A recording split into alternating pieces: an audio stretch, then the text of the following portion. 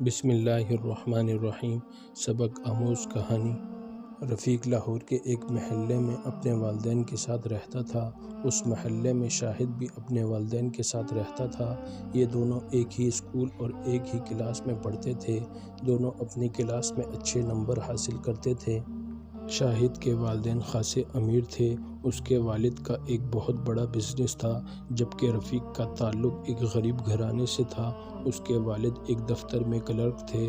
وہ بڑی مشکل سے رفیق کی فیس ادا کرتے تھے۔ رفیق اور شاہد امتحان کے دنوں میں سخت محنت کرتے تھے اور دونوں کی خواہش ہوا کرتی تھی کہ وہ اول پوزیشن حاصل کریں۔ شاہد مسلسل 2 سال سے اول پوزیشن حاصل کر رہا تھا۔ اس طرح رفیق کے دل میں شاہد کے لیے حسد کا مادہ پیدا ہو گیا۔ وہ اب ہر وقت سوچ میں گم رہتا تھا۔ اس کی بھوک پیاس بالکل ختم ہو چکی تھی۔ وہ چاہ رہا تھا کہ اول پوزیشن حاصل کر کے شاہد کو نیچا دکھائے۔ ایک دن سب لڑکے کرکٹ کھیل رہے تھے۔ شاہد، اس سال بھی تمہیں اول پوزیشن حاصل کرنی چاہیے تاکہ تم ایک بڑا انعام حاصل کر سکو، جیسے مسلسل 3 سال تک اول آنے کی وجہ سے ملتا رہا ہے۔ رفیق کے ایک ہم جماعت احمد نے شاہد سے کہا، انشاءاللہ اس سال بھی اول ہی آؤں گا، مگر کیا کروں، میرا مقابلہ رفیق سے ہے۔ تم تو جانتے ہی ہو میرا اور اس کا مقابلہ اول پوزیشن حاصل کرنے کے لیے ہوتا ہے، اور میں صرف 2-3 نمبروں کے فرق سے اول پوزیشن حاصل کرتا ہوں۔ شاہد نے جواب دیا، بے فکر رہو، اس سال میں ہرگز تمہیں اول پوزیشن حاصل کرنے نہیں دوں گا۔ رفیق نے حسد بھرے لہجے سے کہا، انسان کی بڑائی بڑے بول سے نہیں ہوتی بلکہ اخلاق سے ہوتی ہے۔ شاہد بولا، یہ لیکچر کسی اور کو جا کر سناؤ، اور ہاں، تم میرے منہ مت لگا کرو، اور تمہیں میرا چیلنج ہے کہ اس سال میں اول پوزیشن لے کر دکھاؤں گا۔ بتاؤ چیلنج قبول ہے؟ رفیق نے شاہد کی طرف دیکھ کر کہا، جس سے اس کا چہرہ غصے سے سرخ ہو گیا۔ ٹھیک ہے رفیق، میں اس سال بھی اول پوزیشن لے کر تمہارا غرور توڑوں گا۔ ویسے یہ سن لو کہ حسد کرنے والا کبھی خوش نہیں رہتا۔ شاہد نے جواب دیا، کیا مطلب؟ میں تم سے حسد کرتا ہوں؟ تم میں کیا خوبی ہے جو میں تم سے حسد کروں گا؟ رفیق غصے سے بولا، میں تم سے زیادہ بحث نہیں کرنا چاہتا۔ شاہد کہتا ہوا تیزی سے چلا گیا۔ رفیق اس سال خوب دل لگا کر پڑھ رہا تھا۔ وہ ہر حالت میں اول آنا چاہتا تھا۔ وہ اپنے والد کی حالت دیکھ کر بھی مہنگی چیزوں کی فرمائش کرتا رہتا تھا۔ ایک دن رفیق کے والد تھکے ہارے آفس سے آئے تو اس نے اپنے والد سے سائیکل خریدنے کی فرمائش کی۔ اس کے والد نے کہا، بیٹا ایک سائیکل 2 سال پہلے خریدی تھی، وہ تمہارے پاس موجود ہے، پھر دوسری سائیکل کیوں؟ او نہیں، وہ پرانی سائیکل مجھے اچھی نہیں لگتی، جبکہ میرے دوستوں کے پاس نئی سائیکلیں ہیں، مجھے شرم آتی ہے، مجھے تو آپ نئی سائیکل لے کر دیں۔ رفیق نے منہ پھیلا کر کہا۔ رفیق اپنے والدین کی اکلوتی اولاد تھا، اس لیے اس کے والد اسے ناراض نہیں کر سکتے تھے۔ اس کی ہر فرمائش پوری کرنے کی کوشش کرتے تھے۔ اچھا بیٹا، ہم اپنے بیٹے کو نئی سائیکل لے دیں گے، اب خوش ہو؟ رفیق کے والد نے اس کی طرف مسکرا کر کہا۔ اگلے دن رات کے 2 بج گئے، لیکن رفیق کے والد گھر نہیں پہنچے۔ رفیق اور اس کی امی بہت پریشان ہو گئے۔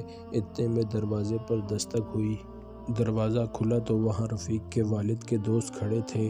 رفیق نے ان سے پوچھا کہ کیا بات ہے، آپ پریشان کیوں ہیں، اور ابا جان اب تک گھر کیوں نہیں آئے، کیونکہ آپ بھی تو ان کے ساتھ کام کرتے ہیں؟ انہوں نے جواب دیا کہ تمہارے ابا جان صبح سے کام کر رہے تھے، وہ دوپہر کا کھانا کھانے بھی نہیں گئے، میں نے انہیں مسلسل کام کرنے سے منع کیا تو انہوں نے جواب دیا، آج مجھے آرام نہیں کرنا، آج میں نے اپنے بیٹے کے لیے سائیکل خریدنی ہے۔ آخر کام ختم کر کے وہ جانے کے لیے اٹھے، سیڑھیوں سے اتر رہے تھے کہ ان کا پاؤں پھسل گیا، اس طرح ان کے سر پر چوٹ لگی، ہم نے انہیں ہسپتال پہنچا دیا ہے۔ چاچا اب کیا ہوگا؟ رفیق کی آنکھوں سے آنسو بہنے لگے، کیونکہ اس کے والد کی یہ حالت اسی کی وجہ سے ہوئی تھی۔ بیٹا تم فکر نہ کرو، اب ان کی حالت بہتر ہے، والد کے دوست نے رفیق کو دلاسا دیا۔ تھوڑی دیر میں رفیق اور اس کی امی والد کے دوست کے ساتھ ہسپتال پہنچ گئے۔ رفیق کے والد کی حالت خطرے سے باہر تھی، لیکن وہ پریشان تھا، کیونکہ اسے اپنے والد کی زیادہ پریشانی نہیں تھی، بلکہ اس نے کل اسکول کی فیس جمع کرانی تھی اور کل آخری تاریخ تھی۔ اس کی امی نے اسکول کی فیس اسے دی تھی، لیکن وہ والد کے لیے دوائیاں لانے میں خرچ ہو گئی۔ رفیق نے اپنے والد کے ایک دوست سے فیس کے لیے روپے ادھار مانگے، لیکن انہوں نے کہا کہ میں تو خود ایک غریب آدمی ہوں، روزانہ جتنا کماتا ہوں وہ گھر میں ہی خرچ ہو جاتا ہے۔ اب رفیق کو اپنا قیمتی سال برباد ہوتا نظر آیا۔ اسکول کی فیس 300 روپے تھی اور اس کے پاس ایک پیسہ بھی نہیں تھا۔ اگلے دن وہ اسکول نہیں گیا، سارا دن کمرے میں بند روتا رہا۔ شام کو وہ گھر سے باہر نکلا تو اسکول کے ہیڈ ماسٹر صاحب سے ملاقات ہو گئی۔ رفیق نے انہیں سلام کیا۔ انہوں نے سلام کا جواب دیا اور پوچھا، رفیق تمہاری طبیعت تو ٹھیک ہے؟ تم آج اسکول نہیں آئے؟ سر میرے پاس اسکول کی فیس نہیں تھی، اسی شرمندگی میں میں اسکول نہیں آیا۔